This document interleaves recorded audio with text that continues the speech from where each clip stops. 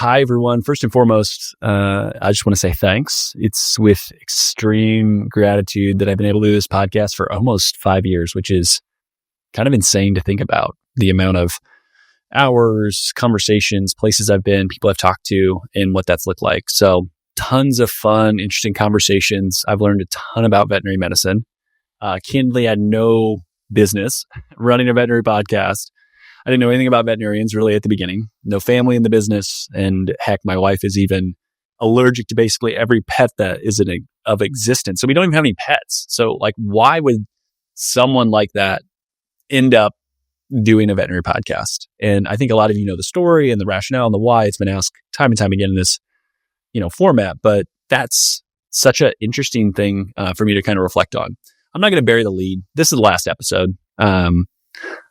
After this one, podcast is going to be retired. I hope the, recordings, conversations, stuff, it'll live on the internet forever and people will be able to find it. And hopefully, if you do somehow end up listening to those and you find this down the road, awesome. Appreciate you finding this. Hopefully it's helpful. And, candidly in 2024, I noticed, my zeal and desire to want to continue to do the podcast definitely waned. And finding new guests and talking about new things got really hard. And it kept getting harder and harder to deliver what I felt like was really good content. And at some point, you just kind of look at yourself and say, what I wanted to do, what I set out to do, I did. I accomplished that. Mission accomplished. Awesome. You put out good content. People enjoyed it. People have given you good feedback. But it's not there anymore. And there's tons of other amazing people doing great content. Let those people do their thing and, have the listeners that maybe would spend time with you go listen to their stuff. It's probably better now anyways. So wasn't as many podcasts, wasn't as much content in 2019, definitely is now. So I wanted to kind of go through highlights, various items I've learned, big takeaways, just my ramblings, right? How do you do some sort of a wrap up? I know I'll miss stuff, but, certainly want to take time to chat through some different things. And, I'll make 10 points, go through it, ramble, stumble, whatever from that standpoint. It could not be an episode if number one wasn't talking about Bitcoin, right? If I didn't mention it, I think people would be disappointed in me, right? And please, for the love of God, for all things that are good in this world, buy some stinking Bitcoin, right? I've talked about it since it was $11,680 on the show. That's almost a 10x, which is pretty, attractive from that standpoint.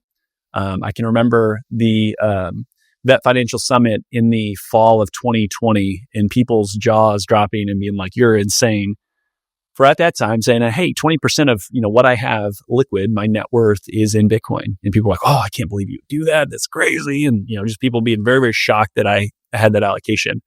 I was so bearish in 2020, only 20%, right? But, I kid with that. Today, Bitcoin's a $2 trillion asset. It's worth, right around $100,000. I believe it can still and likely will 100x from here.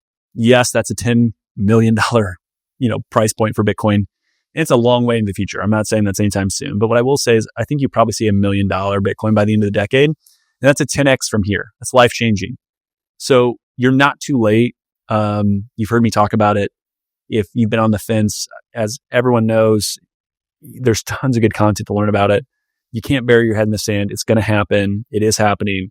Own Bitcoin, please, please, please. One of the big things that was huge for me within VetMed is so many people talking about the financial struggles and this and that. It's like, shoot, if you just decided to carve off a little bit of your income and save it into Bitcoin, you would be in a much better spot. So less complaining, more action. The US is going to be buying Bitcoin as a likely strategic reserve in 2025. Earlier this week, it was announced that the UAE, so United Arab Emirates, had basically purchased 400,000 Bitcoin. This strategic reserve nation state adoption, we can go back and forth on, is that good for Bitcoin and all these other things? For the price of Bitcoin, it's going to go higher. And the probabilities of that are extremely high. I don't care if you work with a financial advisor that tells you Bitcoin is bad. They're wrong. They've been wrong. They will continue to be wrong. You need to go buy Bitcoin. It's life advice. It's not financial advice. So no one come after me and try to sue me. It's life advice because I care about you. You should buy it. And it's going to be extremely hard. I've talked about this for a long time. In 2025, the average American household will not be able to own one Bitcoin in their entire lifetime. That's true. I still believe that is probably true today, right now, at $100,000 Bitcoin.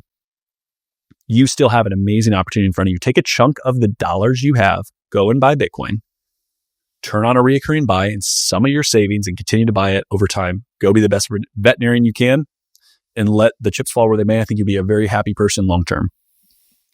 You got to be authentic is number 2 for me. The only reason this podcast, any resemblance of success, was because I never tried to be someone I wasn't. I did this podcast to learn. I wanted to be the best financial advisor a veterinarian could hire because I wanted to be more educated on the industry, on the ins and outs than anyone else. I wanted to know your day-to-day, the professional life, the personal life of a veterinarian, like how they thought, how they, what you saw. Now, several DVMs have become advisors since. I would never be able to compete with their, experience and expertise of being a veterinarian. But my experiences and my kind of path to where I was at was unique. So the journey of being a financial advisor with the veterinary niche got cut short. Again, most of you know the story. No sadness from my side, right? The world of advice and guidance for veterinarians is so much better than when I found it back in 2018. And that to me is really, really encouraging. I hope I played a small role in that. And hopefully that's something that will continue in the future. And, think super highly of the folks in the space, or most of them. So we'll talk about financial advisors next. I'm not going to throw too much shade, but you can read between the lines on what I'm going to say. And I've never been shy about my opinions, as anyone that's listened to the podcast. So let's talk about financial advisors. I don't have a dog in the fight anymore. I'm not competing. I'm not saying, hey, come hire me and give me money. My recommendation will always be the Veterinary Financial Advisor Network, or VFAN. Fantastic options, high quality help. I think there could be more advisors in that network. Reach out to Ryan Koopmans if you're that financial advisor that's awesome and meets the criteria. One of the things, could those folks charge less? Absolutely. It costs money to be a financial advisor. There's a lot of things that you have to pay for on the back end, and you also need to be paid for your time and your expertise. I think the student loan guy out there trying to make the cheap serve up the masses with very little personalized service, hundreds and hundreds of clients per person, that's an option. For veterinarians, I don't think it's a good one. Also, he's on the record of stating that, on another financial advisor podcast, that he'll just raise rates in the future, have churn, and he's cool with that. I don't like that. I don't think it's a good idea. I don't think that's how you actually serve people when you truly care. And I don't like the bait and switch model, so I would highly caution that option and that avenue.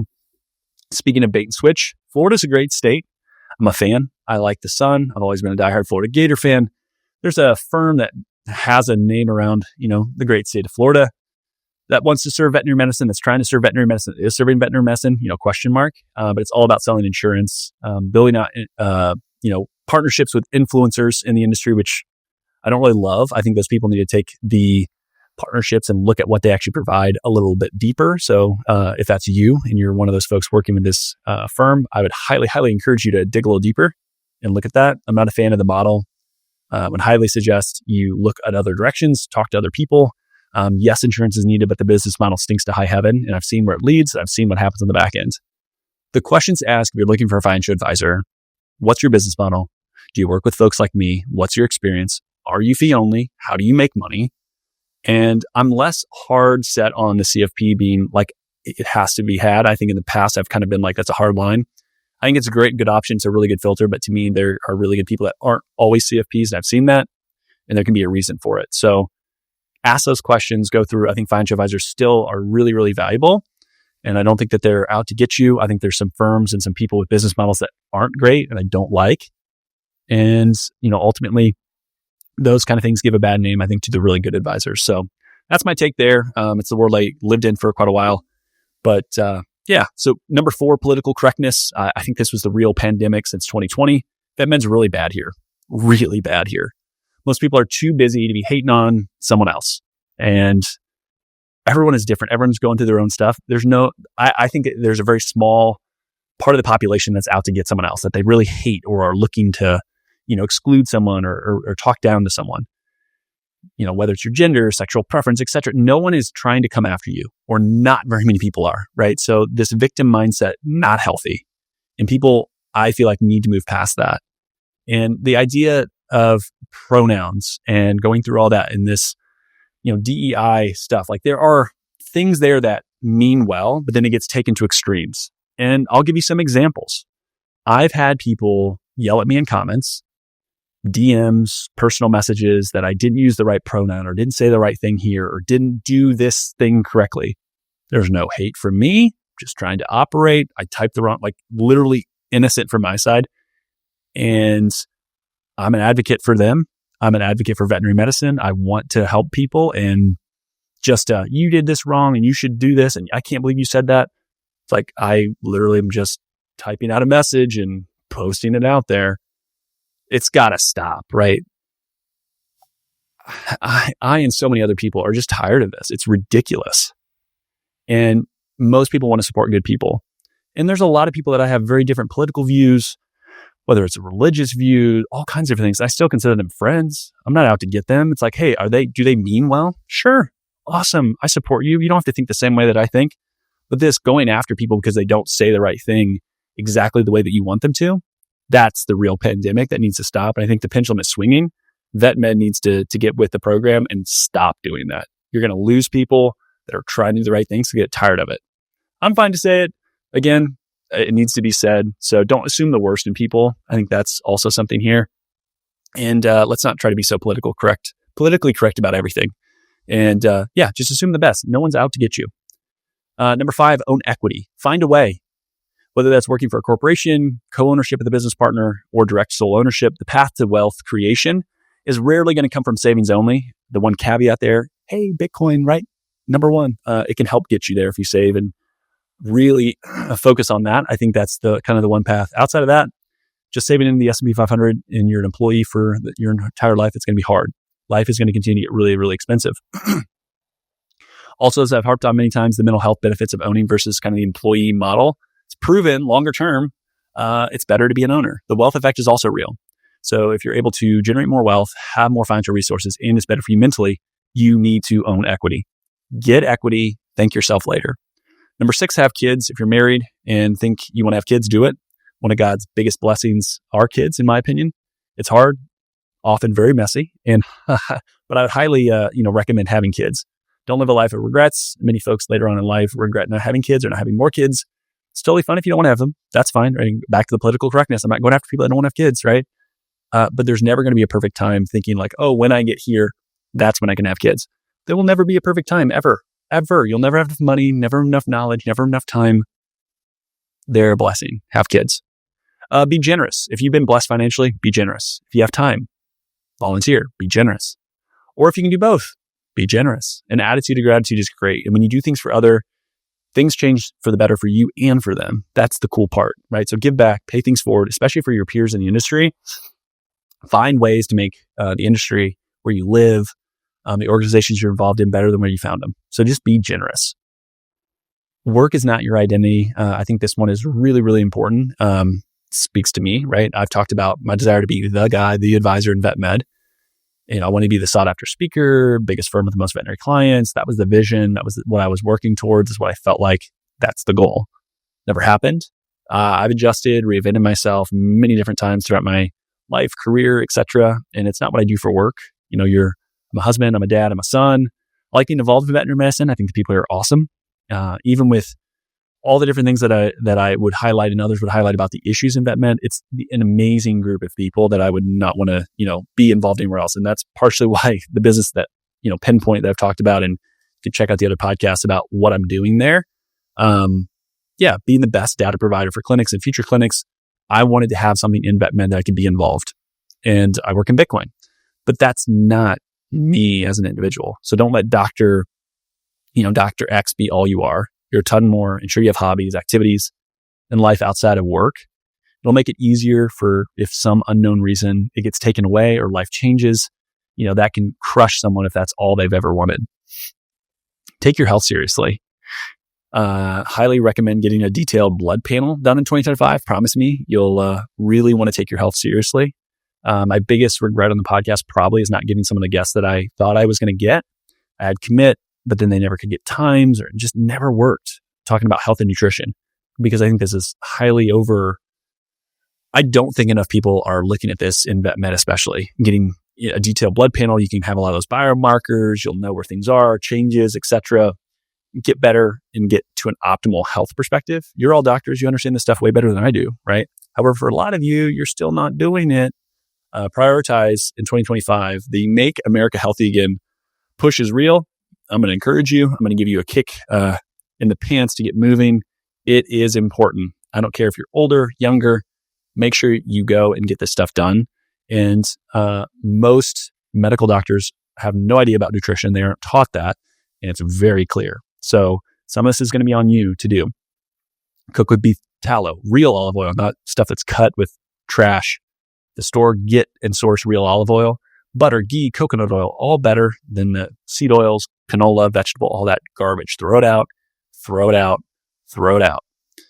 Eat meat, eat beef. Try to source locally grown products. Regenerative farming is good for you and for the planet. The cows are not killing the world. Their farts aren't warming the ozone. You know what is actually destroying stuff is the carcinogens and all the crap of fake meat and eggs and other slop that these companies are making. It's not real food. Buy real food. Processed stuff needs to go.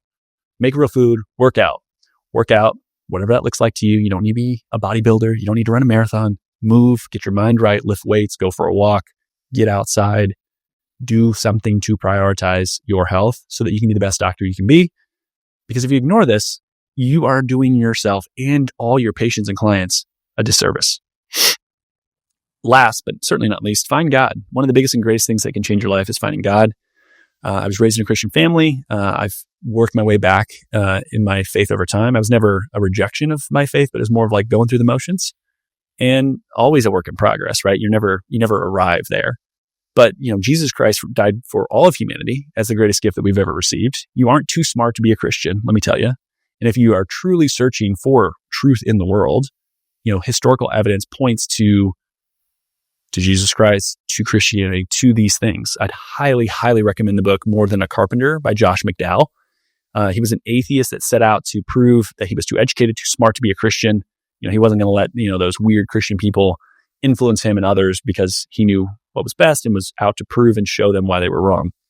Well, what he found was amazing. He's turned out to be a Christian, wrote a really good book, highlighting all of the evidence and truth behind historical evidence. And yes, there is some element of faith, but it is incredibly, incredibly rich and detailed, the amount of evidence for Christianity and for Jesus. So also read the Bible, right? Like go there first. But I think the More Than a Carpenter book by Josh McDowell is great. Go to church, build a community. Lord knows we all need others to support us in life. And also it gives you something outside of veterinary medicine, I think, to definitely tap into and build that community. Highly recommend, highly recommend. So those are the 10 things, right? So if we run back through them, it's get some Bitcoin, be authentic, a little overview on financial advisors, right? Political correctness, getting equity ownership, having kids, being generous, work is not your identity, take your health seriously, work out, eat good, find God. I hope that you've enjoyed listening to the episodes over time. I'm not going to go away. I'll be around, again, doing stuff with Pinpoint. I'll be at some conferences occasionally. Hopefully I'll be a guest on podcasts sometime. You can always reach out to Isaiah at veterinariansuccesspodcast.com. I'm going to keep that domain. I'm going to keep that email active probably for another 12 months. So if anyone wants to reach out, has questions, if you want to complain and tell me why you don't like this episode, that's fine too. You can do all those things, but ultimately, if you've found this to be helpful, love to hear it. You don't have to though. Just go do something for someone else, and make it another peer in veterinary medicine. Make their day better. Right? Pay it forward. Ultimately, bet on yourself. You'll be surprised where you land. And God bless you all. Have a Merry Christmas. And 2025 is going to be great. So go into it with a great attitude and be really, really exciting. So best of luck. Thank you again for listening to the podcast, and till we chat again. Thanks for listening to today's show. The comments made on today's show should not be taken as investment, tax, or legal advice. All comments are for educational purposes only. You should talk to your professional team before implementing anything. If you want or need financial advice, my day job on Not Podcasting is helping veterinarians grow their net worth. Our team is taking new clients, and we are ready to talk to you at any stage of life. Come as you are. I always say, bring the mess, right? Like if things are unorganized, that's okay. There's no prerequisites to become a client. Isaiah Douglas is a partner at Vincier Wealth Management. Isaiah is a registered investment advisor, registered with the SEC. The biggest compliment you can give me in the podcast is to share it with a friend. Reviews help the show get found, and Apple Podcast is the platform that is predominantly used for people listening to the show. If you have 3 minutes, love the show, head over to Apple Podcasts, give us an honest rating and review. It helps more people find the show. Also, the new YouTube channel is up, and I'd love to have you subscribe. Vainly, I want 100 subscribers at least. Lots more, obviously, right?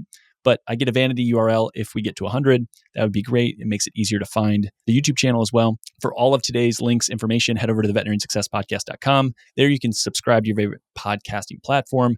It'll be a link to that YouTube channel I just talked about. You won't miss any other episodes, whether you listen on Spotify, whether you have some other ancillary podcast platform. Please like, subscribe, all that stuff. It certainly does help. I appreciate it. Finally, if you want more information, insights, want your voice to be heard, want to share ideas for content, say, hey, Isaiah, I want you to have this guest. I want you to talk about this topic. Go over to the Facebook group. So you can search for the Veterinarian Success Podcast on Facebook or head over to veterinariansuccesspodcast.com, scroll to the bottom about your host, click on the Facebook icon, and that'll get you in the group. But thank you so much for listening. It means a lot to me to be able to see the podcast grow and continue to impact people. So with that, until next time, we'll chat soon.